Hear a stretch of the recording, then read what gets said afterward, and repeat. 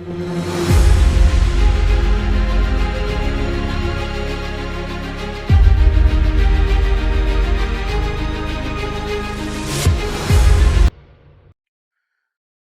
عليكم، ازيكم عاملين ايه؟ يا رب تكونوا بخير. ان شاء الله هنشرح مع بعض اول تحليل في سلسلة الهيماتولوجي اللي احنا ابتدينا فيها في الفيديو اللي فات، وشرحنا مكونات البلد، وعرفنا ان البلد بتاعنا بيتكون من سيلز زائد فلويد، وعرفنا ان السيلز بتاعتي هم عبارة عن 3 خلايا رئيسية موجودين. عندنا أول حاجة الريد بلاد سيلز، خلايا الدم الحمراء، والوايت بلاد سيلز، خلايا الدم البيضاء، وكمان البليتليتس أو الصفائح الدموية. دول السيلز اللي بتشكل البلاد بتاعي أو الدم، زائد الفلويد، وعرفنا إن الفلويد هو مين؟ هو البلازما.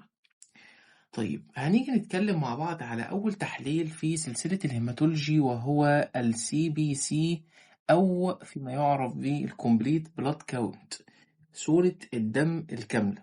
ليه سموه صورة دم كاملة؟ لأنه بيشرح لي ببساطة، بيديني معلومات على السيلز بتاعتي كلها. بيعرفني هل الريد بلاد سيلز بتاعتي كويسة ولا لأ، هل الوايت بلاد سيلز بتاعتي كويسة ولا لأ، وكمان يقول لي البليتلز بتاعتي كويسة ولا لأ، يعني تمام مظبوطة نورمال ولا لأ. قبل ما نشرح تحليل السي بي سي، عايز أقول لكم على معلومة مهمة لازم تكونوا عارفينها. لو مثلا انت هتيجي مثلا في روشتة، لو جاتلك الروشتة هتلاقي مكتوب فيها الكلمة دي، هتلاقي مكتوب فيها سي بي سي، يعني قصد الدكتور هو عايز يعمل صورة دم كاملة. السي بي سي ده اختصار للكومبليت بلاد كاونت.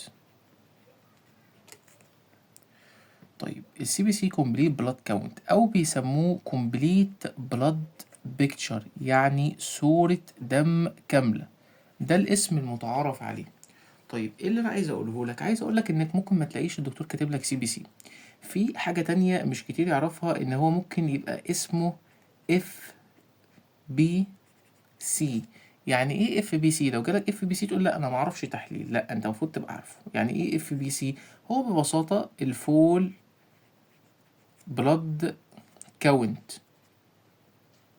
او الفول بلاد بيكتشر. يعني انت لو جالك كلمة، يعني في الاخر احنا عايزين نوصل ان كلمة السي بي سي او صورة الدم الكاملة بتساوي الاف بي سي، فول بلاد كاونت. لازم تبقى عارف الحته دي، عشان برضو انت مش هتشوفها كتير، في المعظم هتلاقي مكتوب كلمه سي بي سي، بس في دكاتره برضو بيروحوا كاتبين لك اف بي سي، فتبقى فاهمها وعارفها. طيب ايه اهميه تحليل السي بي سي بالنسبه لي؟ تحليل السي بي سي ده مهم ان هو بيعرفني مكونات البلاد. عرفنا ان مكونات البلاد بتاعتي من الفيديو اللي فات هما عباره عن 3 حاجات رئيسيه خلايا. مكونات البلاد اما بيكونوا حاجه اسمها الريد بلاد سيلز، او الوايت بلاد سيلز، او البليتلتس اللي هي الصفائح الدمويه بتاعتي. دي كده السيلز اللي بتكون لي مين؟ السيلز اللي بتكون لي البلاد. دي كده السيلز اللي بتكون لي البلاد بتاعي. وعرفنا ان زائد مين؟ زائد الفلويد، وقلنا الفلويد ده عباره عن البلازما. الفلويد ده اللي هو البلازما بتاعي، وده مش موضوعنا دلوقتي. يبقى احنا عندنا دلوقتي السي بي سي ده هيعرفني 3 حاجات رئيسية، 3 عناوين رئيسية. المفروض أول ما أبص في السي بي سي أو في صورة الدم لازم أكون عارف معنى ريد بلاد سيلز، ومعنى وايت بلاد سيلز، ومعنى بليتلتس. طيب جميل. الحاجات دي كلها عرفنا من الفيديو اللي فات ان السيلز كلها بتجمعها حاجة مشتركة. ايه هي الحاجة المشتركة اللي بتجمعها؟ ان كل السيلز بتتكون في حاجة اسمها البون مارو او نخاع العظم. فدي الحاجة اللي بتجمع التلاتة مع بعض. يعني انت عندك البون مارو، يوم ما يجيله مثلا اشارة ان انا عايز اصنع خلايا دم حمراء، يروح باعت اشارات، يبقى الجسم يبعت له اشارات، وبالتالي يتم تجهيز خلايا الدم الحمراء وتطلع فين؟ في البلاد. وهكذا في الوايت بلاد سيلز، الجسم محتاج وايت بلاد سيلز كتيرة، يروح باعت اشارات لنخاع العظم، يقول له انا عايزك والله تعمل لي خلايا دم بيضة او وايت بلاد سيلز. يروح على طول محوله، يروح على طول باعت وايت بلاد سيلز لمين؟ للبلاد. طيب احنا لو جينا بقى بصينا في الريبورت بتاع السي بي سي، الريبورت او التقرير بتاع السي بي سي اهم عناوين رئيسيه بتكون موجوده مين؟ بيكون موجوده اول حاجه الوايت بلاد، الريد بلاد سيلز رقم واحد. تاني حاجه الوايت بلاد سيلز، تالت حاجه مين؟ تالت حاجه البليتلت. يبقى دي العناوين الرئيسيه اللي انا اول ما ابص في نتيجه صوره دم اكون باصص على الريد بلاد سيلز، واكون باصص على الوايت بلاد سيلز، واكون باصص على البليتلتس. طيب ايه وظيفه كل خليه من دول؟ نيجي واحده واحده بقى. وظيفة خلايا أو الريد بلاد سيلز أو الريد بلاد كورباسلز عشان نبقى صح، اللي هي كرات الدم الحمراء. كرات الدم الحمراء ده ربنا خلقها لك لأهمية عظيمة جدا. إيه هي؟ إن هي بتبقى محتوية على مادة أو بروتين اسمه الهيموجلوبين. الهيموجلوبين ده اللي مسؤول على نقل الغازات داخل الجسم بتاعك. عشان كده ربنا خلاها فاضية بحيث ان هي تعرف تنقل كمية كبيرة من الغازات، تبقى محتوية على اكبر قدر من مين؟ من الهيموجلوبين، تعرف تنقله في البلاد بتاعك على طول، وتوزع الاكسجين بتاعك لاعضاء جسمك المختلفة. فدي اهمية الريد بلاد سيلز. تاني حاجة الوايت بلاد سيلز، ده الجيش زي ما قلنا في الفيديو اللي فات، قلنا ده الجيش اللي بيحارب الاعداء. مين الاعداء؟ اي عدوى، سواء عدوى بكتيرية او فيروسية، الجسم يبتدي يواجهها بمين؟ بالجيش الاول بتاعي اللي هو الوايت بلاد سيلز. تالت حاجة عندي حاجة اسمها البليتليتس أو الصفائح الدموية. دي المسؤولة عن مثلا حصل لك نزيف، حصل لك أي كدمة أو حاجة، دي مسؤولة إن هي تساعد أو تشارك في وقف النزيف. يعني بتشارك في عملية التجلط مع حاجات تانية وبصوي تانية هنعرفها لما نروح في الكواجيليشن بصوي قدام شوية. طيب احنا لو جينا بصينا في تقرير السي بي سي، هل لو انا بصيت في دول بس ابقى انا كده شاطر وابقى كده انا فسرت نتيجة السي بي سي؟ لا، انت كده مش شاطر. ليه؟ لان الحاجات دي لازم تكون فاهم العناوين اللي تحتها. ازاي تكون فاهم العناوين اللي تحتها؟ قبل ما نقول العناوين اللي تحتها عايز اقول لك النورمال رينج بتاع كل واحدة فيهم. النورمال رينج بتاع الريد بلاد سيلز ده بيختلف في الميل عن الفيميل. يعني ايه بيختلف في الميل عن الفيميل؟ هقول لك في الميل النسبة بتبقى كبيرة شوية. يعني النسبة ممكن توصل مثلا من 4 و9 توصل ل5 و9. يعني هي نسبة بتتراوح، يعني ده نورمال رينج، فعادي ممكن يبقى أكتر أو أقل سن. بس أنت كمثلا بنتكلم في افريج مثلا حوالي 5.5 في الميل.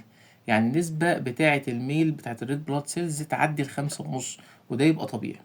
نيجي في الفيميل، الفيميل بيبقى أقل من الميل. يعني مثلا ممكن تلاقي الفيميل تبتدي من 3.5 وتوصل ل5 فقط. طيب هل الحتة دي فيها حكمة؟ طبعا يعني فيها معلومة، أيوة فيها معلومة. ليه الميل أعلى من الفيميل في الريد بلاد سيلز؟ هاجي هقولك إن الميل بيحتاج مجهود أعلى. يعني سبحان الله ربنا خلى الميل بيبقى اتحمل أكتر من الفيميل، وبيحتاج مجهود أعلى، فربنا خلاله الريد بلاد سيلز أكتر تبتدي تشيل أكسجين أعلى توصله للعضلات بتوعه يقوم بوظيفة أكتر. وكمان سبب تاني ان الفيميل في كل شهر بيحصل لوز او فقد لجزء من البلد في المنسترويشن سايكل، في الدورة الشهرية. فعشان كده الفيميل في نسبة من البلد بتفقد، فعشان كده النورمال رينج بتاعها ايه؟ منطقي يبقى ايه؟ يبقى اقل من الميل. دي بالنسبة للفرق بين النورمال رينج بين الفيميل والميل. نيجي للوايت بلاد سيلز. الوايت بلاد سيلز النسبة بتاعتي بتكون من 4 لحد 11. من 4 لحد 11. يعني أنا لو بصيت كده في النورمال رينج ده أقل منه يعني خلايا الدم البيضاء قليلة، يبقى في حاجة اسمها ليوكوبينيا هنعرفها بعد كده. أكتر من 11 يعني في حاجة اسمها ليوكوسايتوزيس، يعني زيادة في عدد كرات خلايا الدم البيضاء. ويبقى في مثلا ايه، في عدوى او حاجه، فالجسم بدأ يطلع خلايا دم بيضاء اكتر، وبالتالي تهاجم اسرع واحسن. البليتلتس على طول من 150 لحد 450.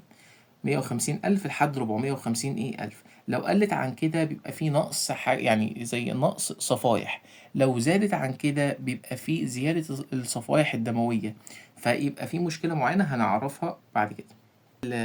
الحاجات دي كلها بيبقى فيه تحتيها دي انا دايما بسميهم دي العائلات، دي كبار العائلات. يعني الريد بلاد سيلز ده الكبير بتاع العيله بتاعته، والوايت بلاد سيلز ده الكبير بتاع العيله بتاعته، وهكذا البليتلتس ده الكبير بتاع العيله بتاعته. يجي تحتيهم افراد العيله. انت افراد العيله بتاعتك لو مواصفاتهم كويسه متماشيه مع العيله ذات نفسها هيبقى نتيجه كويسه. لو مش متماشية ومش مش متوافقة مع كبير العيلة هيبقى في خلل. يعني ايه؟ كل عيلة من دول تحتيها أفراد، والله لو فرد فيهم طلع فيه صفة شاذة هبتدي أحكم على الموضوع ككل. وكذلك الوايت بلاد سيلز، يعني خلايا الدم البيضاء دي فيها أنواع كتير، وكل نوع مسؤول على وظيفة معينة. فلو واحد زاد أو قل فأبتدي أنا إيه؟ أبتدي أشوف الزيادة في أنهي خلايا، وبعد كده أبتدي أقيم المشكلة فين بالظبط. طيب احنا كده فهمنا الفرق بين التلاتة، وعرفنا النسب بتاعة التلاتة، وعرفنا وظيفة كل واحد منهم بصورة مبدئية. هل احنا كده بقى 100% نتيجة صورة الدم، أي نتيجة ريبورت لصورة الدم نعرف نقراه؟ هقول لك لأ. انت كده اما يعني انت كده حوالي جمعت 20% من أصل صورة الدم ككل. ليه؟ لأن كل واحد من الخلايا دي تحتيه أفراد للعيلة زي ما قلنا.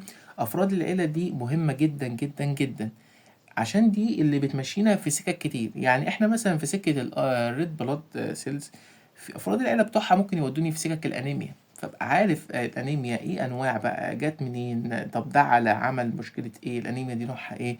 الوايت بلاد سيلز توديني في سكة اني نوع من الخلايا اللي عالي، طب اني مشكلة اللي حاصلة. والبليتلس طب زادت المشكلة فين، حصل جلطات مثلا اي حاجة.